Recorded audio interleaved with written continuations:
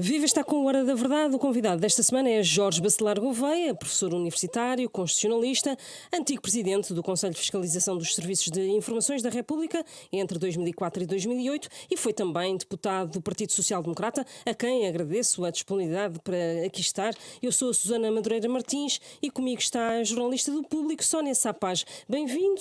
Tem sido muito crítico em relação à intervenção do SIS, das secretas, neste caso relacionado com o ministro João Galamba. Que pontas soltas é que ainda não foram esclarecidas e mantém que essa intervenção de facto foi ilegal? Muito obrigado por este convite, um gosto de estar aqui a conversar convosco. E, de facto, eu vi o comunicado do Conselho de Fiscalização sobre aquilo que sucedeu e julgo que esse comunicado é um conjunto de contradições, além de erros jurídicos, porque, de facto, o SIS, ao ter contactado o adjunto que levou o computador, praticou a medida de polícia, identificou, é uma das medidas de polícia que está na Lei de Segurança Interna, e além de ter feito a apreensão de um computador supostamente roubado. Portanto, penso que isso foi um episódio infeliz, é preciso apurar as responsabilidades. Quem deu a ordem, quem é que tomou a decisão de ir buscar o computador, quem a executou, e penso que o Conselho de Fiscalização aqui tem maior responsabilidade, porque o Conselho de Fiscalização não está a fiscalizar. E ele é o garante, em relação aos cidadãos, da legalidade democrática e dos nossos direitos, porque os serviços de informações não podem atuar restringindo ou limitando direitos, liberdades e garantias. É isso que está no seu estatuto. Já disse que se tratou de uma ordem ilegal validada 2 vezes. O que é que isso significa exatamente? Significa que, por aquilo que se sabe, a Senhora Secretária-Geral recebeu o alerta, a ordem, não sabemos, mas recebeu, digamos, a informação da necessidade de ir buscar o computador, assumiu isso como responsabilidade do próprio CIRP, assumiu isso como fazendo parte das suas atribuições e competências e a seguir deu supostamente a ordem ao seu subalterno, que é o diretor do SIS, que também não disse que não, podia ter dito que não, porque ninguém é obrigado a cumprir uma ordem fora do seu âmbito funcional. Aliás, a Constituição diz que ninguém é obrigado a cumprir uma ordem que se consubstancie na prática de um crime. E também executou a ordem, portanto, executou a ordem e mandou um funcionário buscar o computador. Portanto, a responsabilidade é dos dois e deve ser repartida entre os dois, além da própria responsabilidade do Conselho de Fiscalização, que neste caso, pelos vistos, não fiscalizou. Mas quem é que, no seu entender, exacerbou as competências? Em primeiro lugar, o ministro, a chefe de gabinete dele? Eu acho que quem pede pode pedir mal. Ou quem pede, neste caso, julgo que foi a chefe de gabinete, talvez a ignorância, talvez numa certa emoção, perturbada com o que se passou também no Ministério, porque, ao que se sabe, houve a prática de crimes, agressões e coisas assim. Admito que, desse lado, a responsabilidade não será elevada, porque há realmente um fator que desculpa essa eventual responsabilidade. Agora, a responsabilidade é das entidades oficiais que não devem agir com base em emoções e devem agir sabendo mais do que ninguém o que é que devem fazer e o que é que não podem fazer. Quais são as suas competências? Quais são as suas competências e as suas atribuições, exatamente. Esta quinta-feira, o diretor do SIS e a secretária-geral do CIRP são ouvidos no Parlamento, à porta fechada. Que explicações acha que deviam dar aos deputados e que ainda não tenham sido dadas? Acho que tem que contar a verdade toda, quem foram os funcionários, quem foram as pessoas que os contactaram, porque é que entenderam, na sua interpretação, que o CIRP e o SIS podiam ter agido. Eu acho que não podia, mas pode ser que esteja a escapar-me aqui alguma coisa como jurista e como constitucionalista, mas sinceramente não vejo qual seja o fundamento para a intervenção dos órgãos. Há uma coisa que se tem dito, que eu acho que é bastante difusa e até fantasiosa, que é o facto de os serviços terem agido em estado de necessidade. Necessidade. Por Mas urgência. mas urgência ou necessidade? Mas necessidade de quê? Mas estava para acontecer alguma difusão de um segredo de Estado? Então, se o próprio funcionário disse que ia entregar o computador, e ele próprio também sabe que estaria submetido ao segredo de Estado se violasse o segredo de Estado. Portanto, não estou a perceber bem esse clima, digamos assim, de emergência que agora se diz que havia para permitir a ação do próprio juiz. Aliás, se havia esse clima de emergência ou de estado de necessidade, isso podia ser feito também pela Polícia Judiciária, é exatamente a mesma coisa. Portanto, porquê é que se escolheu o SIS? Escolheu-se a entidade errada, a meu ver. O Primeiro-Ministro, tendo a tutela das secretas, do SIS e do CIRP, também tem aqui explicações a dar, porque, em última instância, a responsabilidade é dele. Sim, tem, mas ele colocou-se fora de todo este processo causal, porque ele disse que se foram tomadas essas decisões, o problema era dos serviços, não era dele. Mas deu cobertura, entretanto, ao próprio ministro Sim, em é relação verdade. a isso. Mas ele não se pronunciou sobre a legalidade da atuação dos serviços, diretamente, pelo Ele menos. disse que João Galamba fez bem em acionar os serviços secretos. Sim, neste caso, terá sido a chefe de gabinete, presumo que sob ordens do próprio ministro. Aqui entramos na questão da semântica, se foi alertar ou se foi dar uma ordem. Também agora já havia a questão da acústica, agora também há a questão da semântica. Mas julgo que agora é preciso saber então se depois o Primeiro-Ministro foi informado pelo seu Secretário-Geral do que fez e agora o Primeiro-Ministro tem que nos dizer o que é que vai fazer. Porque perante uma ordem ilegal da sua Secretária-Geral, perante uma ordem ilegal do diretor, o Primeiro-Ministro tem aqui a responsabilidade, é ele que os nomeia, mas também é ele que os pode exonerar. E, portanto, é preciso saber se vai haver exonerações no âmbito do CIRP e do CIEP. E quem é que pode declarar, de facto, que houve aqui uma ilegalidade? Porque até agora toda a gente fala, especialistas falam na ilegalidade deste ato, mas quem é que pode dizer factualmente que houve ali uma ilegalidade e haver consequência? Já é preciso apurar a verdade. A verdade aqui neste momento depende da prova testemunhal, ou depende de metadados, de conversas telefónicas que tenham sido gravadas, de quem é que ligou a quem e a que horas, e aquilo que é revelado, não só pelos próprios que devem revelar no âmbito das investigações que estão a decorrer, como aquilo que os jornalistas sabem, que às vezes têm até a percepção que os jornalistas sabem mais do que o próprio Conselho de Fiscalização, não sei se isso será assim. Mas é preciso saber o que é que se passou. E há uma resposta, há várias respostas legais. Desde logo, a própria legislação do CIRP permite que haja processos disciplinares quando os funcionários atuam em desvio de funções. Isso está lá expressamente previsto. Para além da questão mais complexa, que eu admito que seja mais controversa, de haver mesmo uma usurpação de funções. Isto é, um serviço estar a exercer uma atividade fora daquilo que é legalmente possível. Isso está previsto também como crime de usurpação de funções. Mas, no fundo, a pergunta era como é que se chega aí? Quem é que instaura o processo, digamos assim? Tem que ser o Ministério Público. Tem que ser o neste Ministério caso, Público. o Ministério Público tem o monopólio da ação penal. Se houver a dimensão criminal, é o Ministério Público. A dimensão disciplinar tem de ser através dentro da hierarquia administrativa do CIRP, que tem no seu topo o próprio Primeiro-Ministro. Em última instância, isto até pode chegar ao Tribunal Constitucional. Há essa hipótese de, num último recurso, o Tribunal Constitucional ser chamado a pronunciar-se? Não, o Tribunal Constitucional apenas aprecia questões de inconstitucionalidade, isto é, de leis que sejam feitas de um modo inconstitucional, ou se houver a prática de atos que se baseiam em normas consideradas inconstitucionais. Agora, o que pode acontecer vamos imaginar que há um processo criminal e se chega à conclusão que, afinal, os serviços não agiram fora do seu âmbito. Aí o Tribunal Constitucional pode esclarecer se, de facto, havia ou não havia uma atividade desviante no âmbito de um aspecto que na lei possa não estar claro. Eu sei que há pessoas que agora dizem que isto não está claro na lei, que havia uma lacuna na legislação. Eu, salvo respeito, não há nenhuma lacuna, porque as coisas nestas matérias das liberdades, as competências dos organismos que restringem a nossa liberdade têm que estar expressamente previstas na lei. Portanto, se essas competências não estão previstas para limitar a liberdade, é porque não existem. Prevalece a liberdade. Portanto, quando não há mecanismos para limitar a liberdade, é porque é a liberdade plena que deve prevalecer. E, portanto, é que é preciso ver o que é que faz um serviço de informações. Está lá escrito. Produz informações, produz relatórios que antecipam cenários disruptivos para a segurança nacional. Claro que isso não quer dizer que os serviços não tenham uma dimensão operacional. Tem. Qual é? Fazer vigilâncias, ter fontes humanas, procurar informação, trocar informações, cooperação com outros serviços, até ter identidades alternativas. Hoje isto está previsto. Também podem ter acesso a certos metadados, embora a grande parte da legislação foi considerada inconstitucional. Eu até acho que deviam poder fazer as escutas telefónicas dentro de certos casos mais graves.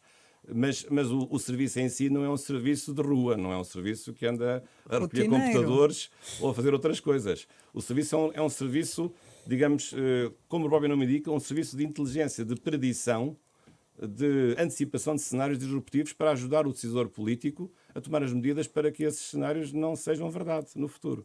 Que inteligência é que havia aqui neste caso? Não havia nenhuma. Portanto, isto está absolutamente fora. E digo isto de inteligência do ponto de vista funcional, Sim, não do ponto de vista, digamos, estrito. Mas não havia aqui realmente propriamente nenhuma ação de inteligência, acho eu. Nos 4 anos que presidiu o Conselho de Fiscalização, viu algum caso parecido com este? Não vi. Nós até recebemos, posso dizer isto, acho que não estou a violar o segredo de Estado, que me vai acompanhar até à sepultura. Tivemos algumas queixas, de facto, de vários cidadãos, umas assim, outras assado. Cidadãos ou instituições? Cidadãos. Mas não tenho nada a ideia, que é uma ideia também que agora tem circulado e que tem sido alimentada por este episódio infeliz, que é a ideia de que os serviços estão ao serviço das intrigas governamentais. Não tenho essa ideia, confesso. Embora eu só posso falar daquilo que sei com mais intensidade, que foram naqueles 4 anos, entre 2004 e 2008. Depois disso tenho estado ligado, enfim, do ponto de vista académico, a estas matérias. Conheço muitas pessoas, ouço muitas coisas. Realmente essa ideia de que de vez em quando isso acontece é uma ideia que se vai repetindo em certos meandros mais fechados, é verdade. Mas eu acho que isto foi um caso isolado. Eu tenho a percepção que foi um caso isolado. Mas o Presidente da República, por exemplo, no discurso, na declaração ao país que fez, uma das coisas que disse exatamente é que as secretas estão ao serviço do Estado e não do Governo. Eu fiquei muito impressionado. Sabe que essa foi a frase que mais me impressionou no discurso do Presidente da República. Porque todas as coisas que ele disse, com grande veemência e com uma grande repreensão em relação à parte da palavra do passado, essa foi a mais grave de todas. Porque eu nunca tinha visto nenhum responsável político, e neste caso o chefe de Estado, a dizer que os serviços de informações estão ao serviço de interesses políticos e não de interesses de segurança nacional. Essa frase foi uma frase gravíssima. E se o Presidente da República a disse, alguma razão teve para o fazer. E está dita. E é como que um aviso para a frente. Sim, é um aviso que tem a ver com consequências do que aconteceu. Que consequências? Isto significa que o Presidente da República soube o que é que se passou, ao pormenor, e significa que o Presidente da República está à espera que haja consequências sobre o facto grave que aconteceu. Acho eu. Em vez das secretas, o gabinete do Ministro das Infraestruturas podia ter chamado outras entidades, por exemplo, a intervenção de entidades como o Centro de Gestão de Rede Informática do Governo, por exemplo, era um dos socorros que podia ter sido não, porque utilizado? essa entidade é uma entidade meramente tecnológica. A administrativa tecnológica não tem poderes de polícia. Portanto, o problema é saber qual é o pressuposto deste tipo de ação. Portanto, o pressuposto é ter havido, digamos, uma má recepção da notícia de que a pessoa tinha sido exonerada. Aliás, formalmente ainda não foi, porque só pode ser por escrito. E quando for publicado no Diário da República... Foi hoje, pronto. Finalmente, então, foi exonerado. Perante o receio da informação que estava naquele computador, o CGR tem a possibilidade de, por exemplo, encriptar a informação. Sim, isso pode fazer, mas na verdade a questão era a seguinte, era se estava uma informação, digamos, de segredo de Estado, depois também há dúvida sobre se era segredo de Estado, se não era um tipo de segredos comerciais, ou informação classificada, depois tem vários níveis, há várias questões aqui. Porque uma coisa é o segredo de Estado, outra coisa é a informação classificada que tem vários níveis, que é reservado, confidencial, secreto e muito secreto. Mas, portanto, pode intervir, mas apenas de uma forma tecnológica, mas não tem poderes de polícia nem de investigação de um crime já cometido, se for o caso da divulgação indevida, violação do segredo de Estado, seja poderes de prevenção para agir de uma forma antecipada antes que o mal se venha a consumar. O CGR não tem competências nessa matéria. Num país que já teve uma polícia política, quer explicar a quem nos ouve porque é que a utilização dos serviços de informação por parte do poder político é tão grave? É muito grave porque nós temos uma memória que ainda persiste. A nossa geração já vai esquecendo essa memória, mas os nossos pais, os nossos avós não esqueceram. A PIDE era uma polícia altamente sofisticada e que tinha várias funções, ao contrário do que se julga. Não era apenas uma polícia política, porque era uma polícia judiciária, era uma polícia de fronteiras também, era uma polícia de investigação, era uma polícia que tinha várias funções, digamos, conglomerava várias coisas que hoje estão separadas em várias estruturas policiais. E eu acho que um Estado de Direito democrático tem que ter muito cuidado, porque o caso em si pode ser isolado, o caso em si pode às vezes não ter a gravidade que alguns também querem atribuir. Eu também dou o benefício da dúvida até conhecer toda a verdade, embora me pareça um caso grave por aquilo que eu sei. Mas o problema é que estas coisas são feitas de episódios que despertam em nós todos os fantasmas piores que nós temos. e o fantasma da perseguição política ou do uso de meios de meios de produção de informações para fins pessoais, para intrigas ou para perseguições políticas, é um fantasma que realmente apoquenta várias pessoas. Esses fantasmas agora foram, digamos, acordados e eu acho que é preciso atalhar imediatamente para que esses fantasmas não continuem na memória coletiva. E, portanto, mesmo que o caso em si possa não ser assim muito grave, isso ainda vamos ver, mas basta um caso.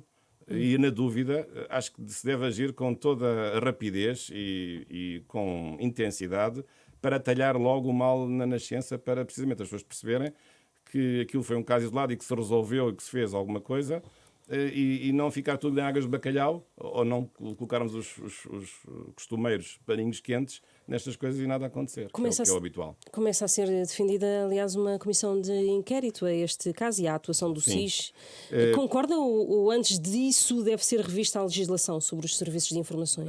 Antes vamos ver o que é que tem para dizer a Sra. Secretária-Geral e o diretor do SIS. Isso vai ser, em pouco tempo, vai ser esclarecido. Depois, eu acho que se as dúvidas persistirem, e se não houver uma outra teoria sobre a interpretação da lei que seja convincente, eu acho que não há, mas dou o benefício da dúvida, então aí, e se houver realmente um mal-estar instalado, como eu acho que está, aliás, em vários partidos políticos, porque isto já ultrapassou uma mera questão de maioria oposição, é mais do que isso neste momento, porque já envolve a sociedade civil, envolve vários intervenientes da sociedade civil, não é apenas a sociedade política ou a sociedade partidária. Acho que se deve fazer uma comissão de inquérito, uma comissão parlamentar de inquérito, embora isso tenha uma dificuldade acrescida. Ela é possível, até estive a ver a legislação da lei dos inquéritos parlamentares, só não seria possível se fosse sob o Poder Judicial. Mas, neste caso, os serviços de inteligência pertencem à função administrativa do Estado. São serviços do Estado. São serviços do Governo do Estado. E isso é possível haver uma comissão parlamentar de inquérito, sem qualquer dúvida. Agora, o problema acrescido é a questão do segredo de Estado. Claro que nunca poderia ser uma comissão parlamentar de inquérito aberta. Nunca. Tinha que ser sempre à porta fechada. Tudo à porta fechada. E até admito que, em alguns casos, alguns documentos, se for o caso de consultar documentos que estejam dentro dos serviços, pudesse haver aqui uma restrição última, porque no segredo de Estado sabem que o Primeiro-Ministro pode recusar a quebra do segredo de Estado em casos limite. É a única pessoa em Portugal que pode impedir a divulgação de segredos de Estado. Isto está na legislação.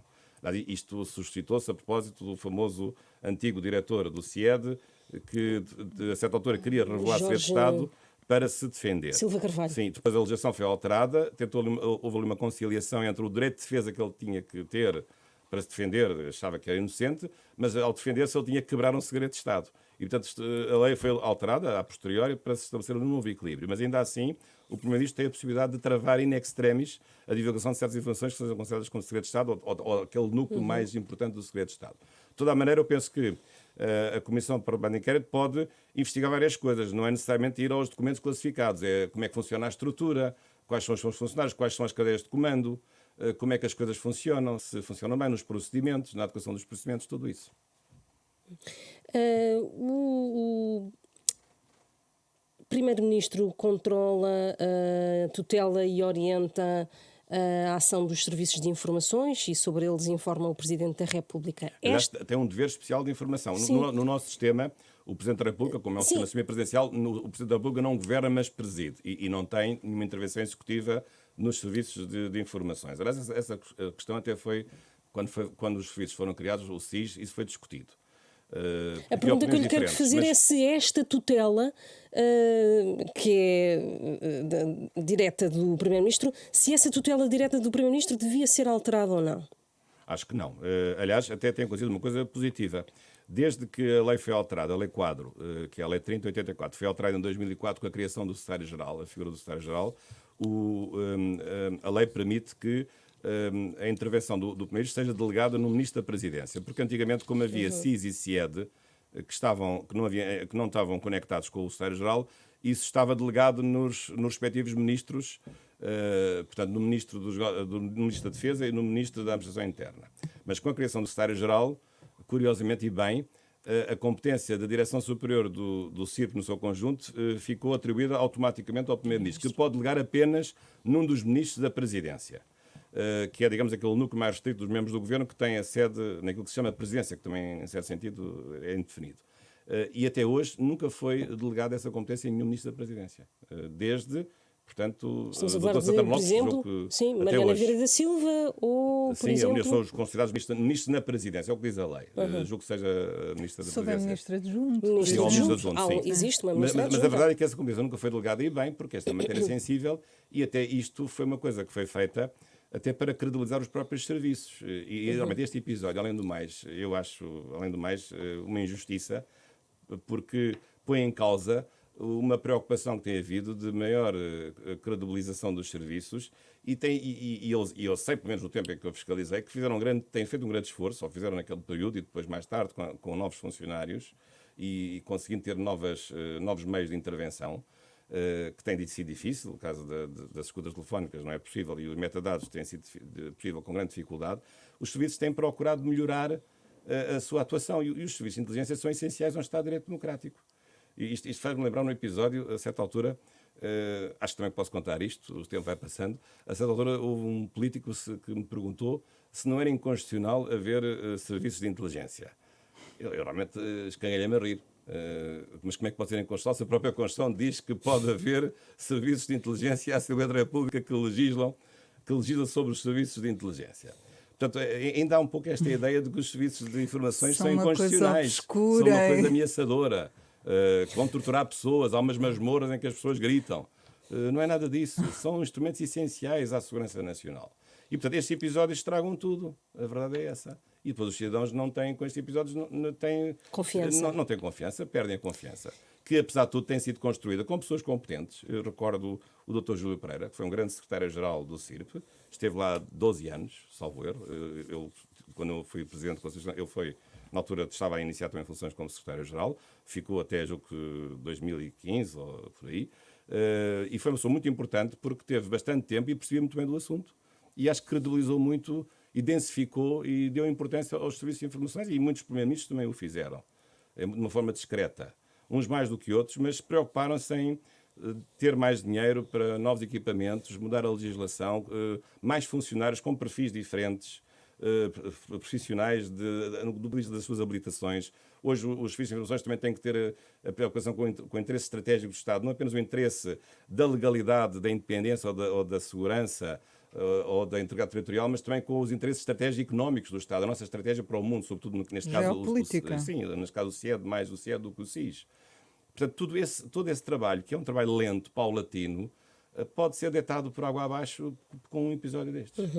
Na sequência deste episódio e do pedido de demissão do Ministro, o Presidente da República anunciou que ia ser mais vigilante a partir de agora e esta semana isso já foi evidente naquela nota inédita sobre as propostas da vinculação de professores, sobre as propostas que o próprio fez ao Governo. O facto de ter havido propostas e de ter sido reconhecido publicamente está conforme a exigência constitucional de separação de poderes ou está no limite da atuação do Presidente? A Constituição apenas diz que o Presidente da República ou promulga ou veta decretos-leis. Não há nem promulgações nem vetos parciais. Não pode promulgar o primeiro capítulo e vetar o segundo capítulo. Isso não é possível. Mas claro que estas coisas funcionam de uma forma informal, em que muitas vezes, para não vetar tudo, diz-se, olha, altera o artigo 3º, acrescenta o artigo 5º A, coisas assim. Mas penso que se o Presidente da República começar agora, digamos, a explicar os seus argumentos, digamos, a tornar isto mais racional do ponto de vista da argumentação jurídica e política, acho que isso pode ser uma grande dor de cabeça para o Governo, porque até agora isso não tem sido feito. Normalmente o Presidente da República até costuma promulgar, e às vezes faz notas em que, quando se lê a nota, até parece que devia não promulgar, não é? Mas agora isso vai ser mais frequente, estou convencido disso. Para além de tudo o resto que nós nunca vamos saber, que é, por exemplo, propostas do Governo para nomear chefes militares e o Presidente recusa, propostas do Governo para nomear embaixadores e o Presidente recusa, e outro tipo de coisas assim, em que há um poder partilhado. Por exemplo, em breve vamos ter a designação do novo Procurador-Geral da República, vamos ver como é que vai ser. Em breve vamos ter a designação do novo Presidente do Tribunal de Contas, vamos ver como é que vai ser. Portanto, há coisas que se aproximam e em que essa vigilância mais ativa vai ser posta à prova. E estas propostas, nesta promulgação da vinculação dos professores, o Presidente da República dá nota que antes da promulgação fez esforços e a Casa Civil fez uma proposta concreta e ele diz que uma mais minimalista. Explica um bocadinho como é que foi esse processo. Este processo em que a Casa Civil e o Presidente da República se pronuncia sobre ou faz uma legislação paralela à legislação do Governo. É quase um co-legislador, um legislador paralelo. Se isso é conforme também à Constituição. Isso está dentro da informalidade da política. Não há aqui uma ingerência. Agora, sim, não, acho que não é ingerência. Agora, atenção, é que nós às vezes esquecemos que a Casa Civil tem pessoas altamente habilitadas. Tem técnicos de primeira água em todas as áreas da governação, que não aparecem, porque têm um perfil discreto e assim sim, é que na educação temos Isabel Alçada. Vários especialistas, vários juristas de grande calibre, que eu conheço até, nas áreas mais de soberania, e são pessoas muitíssimo bem preparadas e que ajudam muito o Presidente da República, também na parte jurídico-política, também, obviamente, que é muitíssimo bem preparado. E agora o que vamos ver digamos, esse acervo, digamos, de capacidades intelectuais da Casa Civil a vir ao de cima e a mostrar como é que se governa melhor em relação àquilo que o Governo vai fazer. Vai ser mais visível. Acho que sim, vai ser mais visível. E sobretudo com argumentos que são, digamos, plausíveis. Porque muitas vezes a política é feita de 2 ou 3 frases, dos soundbites, mas a partir de agora vamos começar a perceber que a Presidência da República tem argumentos mais sólidos para contrariar as propostas do Governo. Vamos mudar de assunto. Relativamente ao Tribunal Constitucional, esta quinta-feira tomam posse quer o Presidente, quer o Vice-Presidente do Tribunal Constitucional. A eleição dos juízes do Tribunal Constitucional tem sido envolta em polémica. Há 3 semanas tivemos mudanças nos cooptados. O modo de eleição dos juízes devia ser alterado, no seu entender? Acho que sim, já escrevi em tempos, numa das edições do meu Manual de Direito Constitucional, já não sei qual. Acho que a questão da cooptação, que teve uma origem histórica no sentido de arranjar 3 pessoas que fossem, digamos assim, neutras em relação a 2 grupos de esquerda e direita, isto é, 5 para a esquerda, 5 para a direita, e haveria depois 3 para desempatar. Assim, mais ou menos, pessoas um pouco mais velhas, mais distantes da política, mais partidária, digamos assim. Não estou a dizer que os juízes sejam partidários, mas pronto, um pouco mais distantes. Mas esse espírito também não perverte um bocadinho? Falhou até por uma razão. Aliás, agora falhou completamente, porque nós neste momento vamos ter 3 juízes cooptados, todos de uma só vez, enquanto que os outros 10 juízes têm mandatos completamente díspares no tempo. Portanto, eu acho que, até para evitar haver juízes de primeira e de segunda classe, que eu acho que é o que acontece, porque aos juízes de primeira categoria, primeira classe, são aqueles que são cooptados. Chegam lá sem ninguém saber porquê e sem ninguém lhes ter perguntado nada sobre o que é que eles acham sobre a justiça constitucional e qual é a sua mundividência em relação à Constituição. Já agora era importante saber. Enquanto que os outros juízes, os que são eleitos, coitados, esses submetem-se a uma audição parlamentar que cada vez é mais, feroz. Eu próprio também já participei nessas audições, até interroguei a atual Ministra da Justiça quando ela foi eleita para o Tribunal Constitucional, a professora Catarina, de facto, essas audições hoje são ásperas, são importantes, e, portanto, esses juízes, nós já sabemos o que é que eles pensam, porque eles têm que revelar o que é que eles acham sobre vários assuntos e de questões até mais fraturantes. E, portanto, penso que ou mudam a legislação também para haver audições para a designação dos cooptados. Aliás, eu cheguei a fazer uma proposta prévia ao Parlamento, na sequência, digamos, de todo aquele bloqueio inacreditável de termos juízes cooptados fora de mandato há mais de 1 ano e meio, um e outro com 8 meses fora de mandato. Ou isso é alterado para haver aqui, digamos, uma equiparação de não haver juízes de primeira e de segunda, ou então serem todos eleitos pela Assembleia da República, é outra solução, ou haver partilha entre a Assembleia da República e o Presidente da República. Portanto, sim, era a pergunta que eu ia colocar, de facto. Sim, admito, eu há tempos defendia a escolha total dos 13 pelo Parlamento, mas não tenho uma opinião fechada sobre esse assunto. Noutros países... Fazia mais sentido ser o Presidente da República a escolher, por exemplo, o Presidente do Tribunal Constitucional. Sim, alguns juízes. Mas, de facto, a questão é uma questão complexa. É uma questão que pode ser colocada agora na revisão constitucional, embora não haja nenhuma proposta sobre essa matéria, mas é sempre possível na revisão constitucional... que se aproxima. Sim, aproxima, mas é sempre, o assunto pode ser sempre colocado, digamos, acrescentado no processo de revisão constitucional, e eu acho que isto deve ser realmente deve ser refletido e acho que deve haver uma decisão sobre esse assunto de, pelo menos, mudar o requisito prévio de não haver, neste caso, uma audição dos juízes cooptados. Ou então mudar o sistema para serem todos eleitos, ou uma parte eleitos e outra parte também, por exemplo, designados pela Presidência da República. Ou já agora outra coisa importante é estabelecer um limite de idade para os juízes do Tribunal Constitucional, porque não há limite de idade. Enquanto que há 6 juízes, tem que ser de carreira, dos 13. Enquanto que os juízes de carreira chegam aos 70 anos e ficam jubilados automaticamente, se forem para o Tribunal Constitucional, têm mais uns quantos anos de vida ativa, o que é uma injustiça. Porque eles estão lá por serem juízes de carreira, mas depois se tiverem a sorte de ser cooptados ou eleitos, podem ficar mais, se tiverem 70 anos, um pouco antes de 70, quando lá chegarem, podem ficar mais quase 9 anos. E não parece que isso seja justo. Eu queria voltar um bocadinho atrás a uma coisa que estava a dizer e que tem a ver justamente com aqueles juízes que ficaram além do tempo.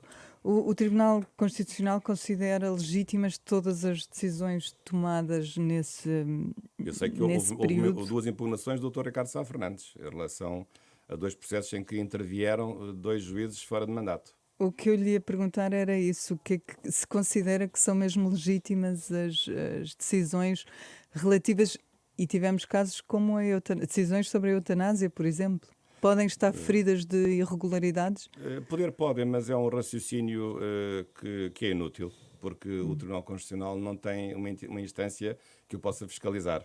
Portanto, e devia ter. Aqui a famosa pergunta: quis custódias custódias, quem guarda o guardião? E de facto, na verdade, o Tribunal Constitucional, a não ser casos muito graves de uma decisão, por exemplo, com falta de quórum, ou uma decisão grosseiramente inconstitucional, não há mecanismos de fiscalizar o próprio Tribunal Constitucional, porque no fundo se autofiscaliza e não tem outra instância acima dele. Mas devia ter. Não é possível, porque isso seria sempre um jogo de espelhos interminável. Porque para haver um controle, tinha de haver um controle do controle e isto nunca mais pararia, portanto não é possível.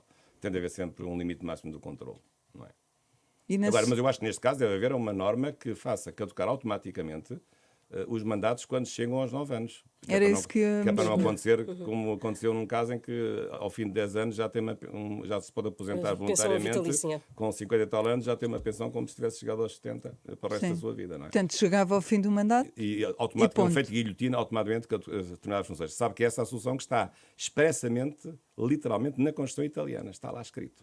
Quando chegar ao último dia, automaticamente terminam funções. É um caso realmente impressionante, como uma Constituição Europeia. Mesmo havendo depois uma vacatura... Sim, a Constituição italiana é claríssima. Diz, ao fim de 9 anos, termina o mandato automaticamente.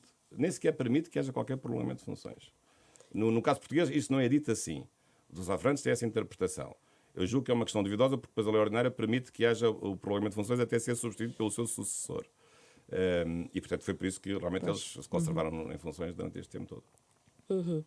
O Tribunal Constitucional, se um juiz termina o mandato, deve abandonar as funções e ponto. Até eticamente, acho que deve ser no dia seguinte, não é? É assim que deve ser. E não ficar lá sem mandato. E era o que, por exemplo, os 3 juízes cooptados deviam ter feito? Sim, no caso do juiz que era presidente, enfim, foi logo a seguir, portanto, certo, para ele a questão, depois, para ele a questão não se colocava. Mas para os outros 2, sim. Eu sei que depois o antigo Presidente do Tribunal Constitucional fez umas declarações um pouco amarguradas, dizendo que tinham sido insultados os juízes. Penso que, não sei se foi bem assim. Era só o que faltava numa sociedade democrática as pessoas que têm a liberdade de opinião não poderem criticar os juízes do Tribunal Constitucional. Não julgo que eles estivessem a colocar as coisas nestes termos. Mas, de facto, é criticável. Porque, então, se a Constituição diz que são 9 anos, a pessoa não fica 10 nem 11. Até porque, em teoria, se os outros não escolhessem, não cooptassem os que estavam para cooptar, eles podiam ficar lá vitaliciamente. Pois, quanto tempo mas é isso que as pessoas querem. É que os juízes acham que podem ficar vitaliciamente num cargo. Isso é republicano? Em relação à eutanásia, de que já falámos aqui, esta sexta-feira o Parlamento vai confirmar o texto da eutanásia, que foi vetado pelo Presidente da República. Restará agora a fiscalização sucessiva do diploma pelo Tribunal Constitucional. Não há volta a dar. Há colegas meus que dizem que pode haver de novo fiscalização preventiva. Eu acho que não pode haver, porque o diploma não tendo sido alterado na última versão, agora não há nada a fazer e foi confirmado. Portanto, agora o Presidente da República deve obrigatoriamente promulgar no prazo de 8 dias. A Constituição é clara. Mas eu aqui gostava de referir um aspecto sobre o qual tenho pensado.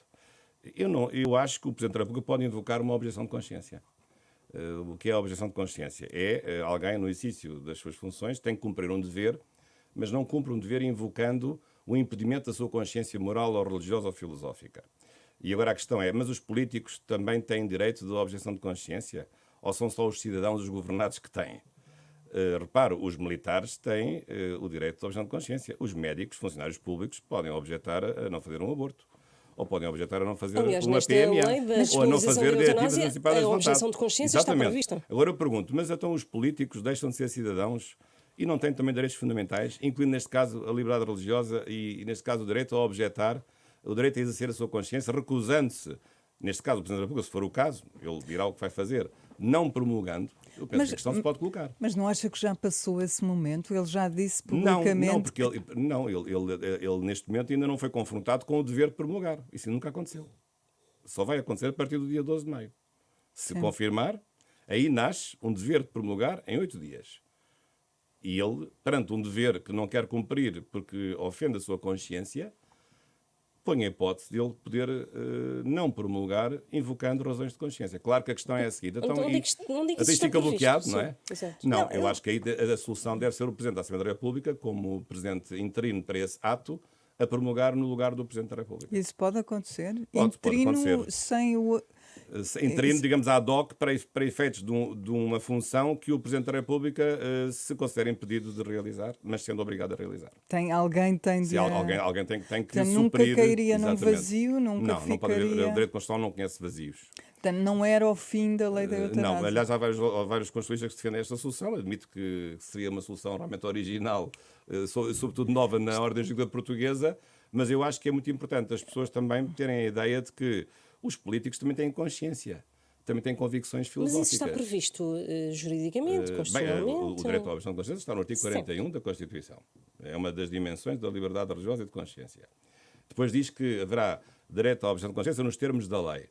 A questão é saber se pode haver outros casos, além daqueles que a lei expressamente prevê. A lei prevê serviço militar, PMA, aborto, diretivas antecipadas de vontade e agora é a eutanásia. Mas não prevê este caso, de facto não prevê, não está no estatuto dos titulares dos cargos públicos. Mas a objeção de consciência pode existir mesmo sem lei, porque se fosse assim, então se os direitos fundamentais só se pudessem exercer quando a lei fosse feita para eles serem exercidos, então ficariam bloqueados à espera de um legislador que tem menos importância do que tem o legislador constitucional. E, portanto, a questão, acho que é uma questão que se pode colocar e até, quem sabe, o Sr. Presidente da República até pode pensar nela, não sei. E o referendo, a questão do referendo, que Luís Montenegro até é favorável. Acho muito bem. Mas acha que é uma discussão que ainda tem espaço para se fazer? Claro que tem. E pode haver fiscalização sucessiva. Vamos ver agora o que é que os novos juízes pensam sobre o assunto. Julgo que daqui a um ano haverá uma recomposição substancial do número dos juízes do Tribunal Constitucional, mas o referendo é muito importante e lamento muito que, nesse caso, na direção do Dr. Rui Rio, lamentavelmente, o Dr. Rui Rio não tivesse cumprido uma ordem de um congresso do PSD, que foi a ordem segundo a qual, uma moção aprovada por larga maioria, dizendo que o PSD devia lutar, do ponto de vista processual, pelo referendo, sabendo que ia ser chumbado, mas nunca propôs na Assembleia da República o referendo. Na altura, o Dr. Rui deu a explicação, que eu acho que não é convincente, dizendo que isso era um problema de liberdade dos deputados, mas a liberdade é para a votação substancial, não é para o método. E o problema não era a liberdade, o que estava em causa não era a liberdade de voto, era a liberdade do método. No método não há liberdade, porque o PSD tinha aprovado isto no Congresso. Aliás, houve um processo disciplinar. Deu asa a um processo no Conselho. Sim. Tínhamos uma pergunta final que, na verdade, não fará muito sentido, mas há uma parte que ainda pode responder. No caso de o Presidente da República promulgar, não usando... Não se declarando a objetor solução de consciência, original, sim. Essa solução original, e atendendo a este novo período de relacionamento entre palácios, espera uma nota violenta a acompanhar uma eventual promulgação? Não, acho que não, porque esta questão não é uma questão político-partidária. Julgo que não. Porque há votos cruzados, isto é uma questão de consciência, atravessa os partidos, há votos a favor e contra, quer no PS, quer no PSD, e noutros partidos, portanto é uma questão diferente. Neste caso o PCB está contra, curiosamente, ou não. Mas penso que não é por aqui que essa vigilância vai ser ativada, julgo que não. Está assim terminado este Hora da Verdade. O nosso convidado desta semana foi Jorge Bacelar Gouveia. Ele é constitucionalista e foi antigo presidente do Conselho de Fiscalização dos Serviços de Informações da República e, mais uma vez, agradecemos a sua disponibilidade para aqui estar. Regressamos na próxima semana.